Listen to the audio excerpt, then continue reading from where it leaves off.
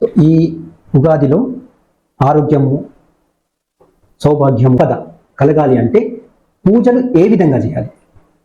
ఒకటి, మీరు అడిగినటువంటి ఈ ప్రశ్నలో సమాధానం ఉంది. ఏ విధంగా పూజలు చేయాలి అంటే, మనము సూర్యోదయము, సూర్యాస్తమయం, మనం ప్రత్యక్ష దైవము ఎవరయ్యా అంటే శ్రీ సూర్యనారాయణ స్వామి, అంటే సూర్యుడు మరియు చంద్రుడు.